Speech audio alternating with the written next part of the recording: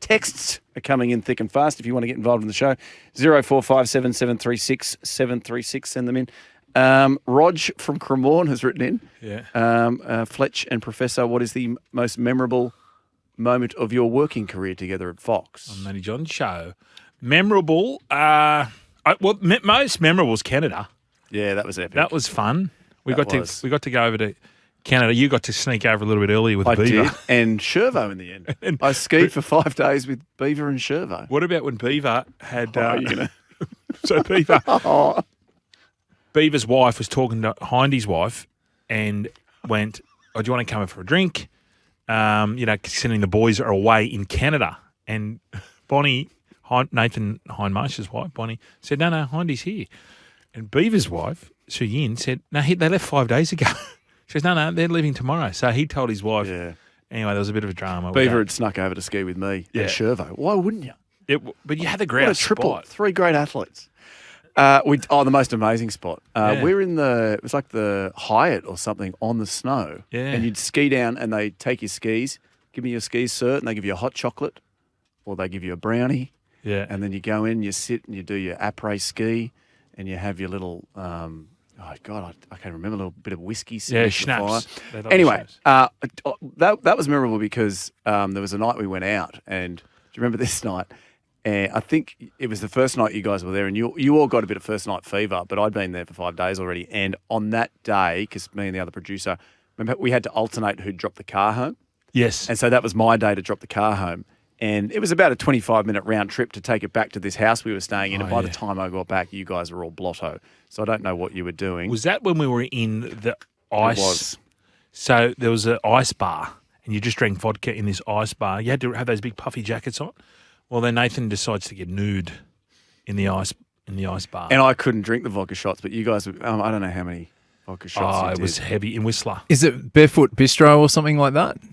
That rings a bell. Yeah. Yeah. It's awesome. That rings a bell. Yeah. So I then dropped the car off and I came back and I don't know how many vodka shots deep you were, but I had to take Nathan home. Yeah. If you remember. That's right. And he got a bit teary.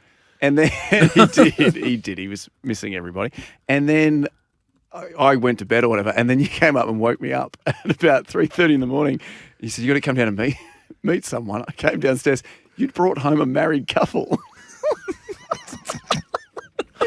Yeah, they couldn't speak English. Where were they from?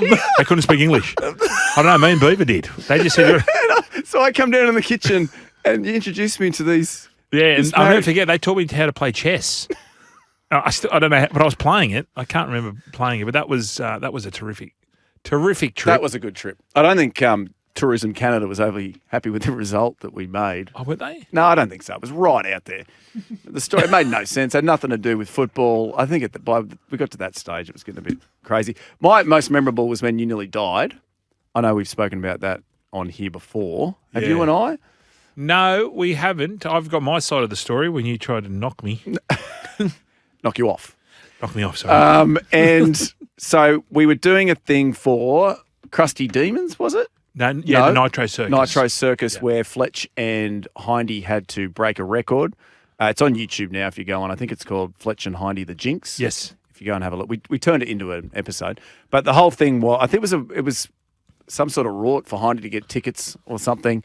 And so you had to break the record for jumping off a crane. Cherry picker onto an inflatable in the middle of Darling Harbour. Yeah. And what was it, like 10, 12 metres? It was 3 stories. It was 13 metres because the 12 metres was the record, and we thought if we go up 1 more metre, we'd be able to get the velocity. That's right. Little did I know the velocity broke my ribs. That's right. And so... And that velocity was Nathan. And then you fell into the harbour. They dragged all 140 kilos of you out of the harbour, dead weight. And then you were standing there and we were all having a laugh and stuff. And then remember you coughed up the blood. Well, I said I'm winded, but it doesn't feel like I'm winded like I'm usually winded. It feels like it's something going on in my guts. And then when I couldn't get the breath, I coughed up the blood. And Hindy lost it. He thought it was the funniest thing he has ever seen. Was that just now from Shervo? Yep. Shervo's listening. He's just posted the photo of me, him and Beaver. Where is it? Look at that. 3 best friends are we. Top of the world, top of the mountain there. Because Shervo's got a house over there. Oh, no, I think Shervo rents a house over there. We'll ask Sherbo. We'll give him a call. One of the world's greatest people. But so anyway, you're coughing up blood, and then the medic checks you out and says, he's doing okay. And then you sort of collapsed. Do you remember? I don't remember collapsing. I don't remember collapsing. I just remember I was out of breath. So you had to sit down on the beavers. They're coming through from Sherbo. Look at that one. That's a good one, Sherbo. So anyway, I then had to pile you into the car. Yes. And then we rang my missus, who was working at St. Vincent's Hospital, to say, what do? We got to get him through the city. And then you started blacking out. And then my wife is trying to talk to you to ask you basically your vitals. Because at this stage, turns out we find out later on that your lung is filling with blood. Yes. And your organs are starting to shift. That's right. It was the old organ shift. So I didn't know that at the time. No. So my wife's trying to get answers out of you. And as you're blacking out, you're trying to be funny. And she's going, Brian, can you please tell me? And then you were joking. And then you basically passed out in the car. So then I'm saying to my wife, what do I do? Am I taking the body somewhere? Am I dropping it off off a cliff or something? And she said, just drive into emergency. And so I drove the wrong way into emergency and just opened the door and then just sort of shouted. And they ran out. One bloke ran out with a wheelchair, tried to get you out, couldn't get you out because you're at the time 140 kilos. And then so they had to go and get 3 other nurses or whatever it was, or doctors. Oh, they were peering for sure, those nurses. Wanted to meet Fletchy. And then they 4 of them and me got you out of the car, put you onto a gurney, and then they rushed you off into emergency. And then the doors closed on my face. And I was like, I've killed one of Australia's sweethearts here. Brian Fletcher. So anyway, then you go through. Do you remember any of this? I remember getting the morphine. No, I remember when they said the code. Log roll, bed 13. So what had happened was, because Brian's organs were shifting and he was dying.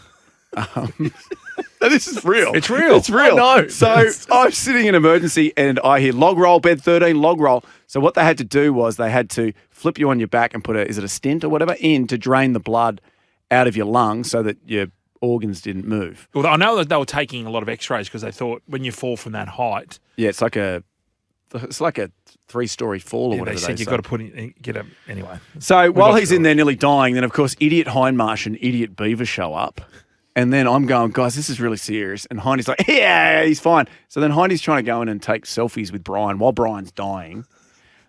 Yeah, the morphine came good. The green was, and then he kept complaining about, look at my knee. My knee's all bruised. And then he made them give him a bed next to you and he sat on it. Do you remember? That's right. He's got no empathy, that bloke. He's scary. I reckon, it's talking about kicking dogs. Yeah. He has no, and I found out that he was a bit of a bully to the younger blokes at Parramatta. So I reckon it's karma why he's never won a competition. This story took a turn. No, I'm just... Anyway, we turned it into a segment. We did. No, and then hence, who's that from Cremorne? Wanted to know that? Roger. Good on you, Roger. The time that Brian nearly died is the most memorable. Is there any other questions there, Brooksy? I've got no questions. Okay.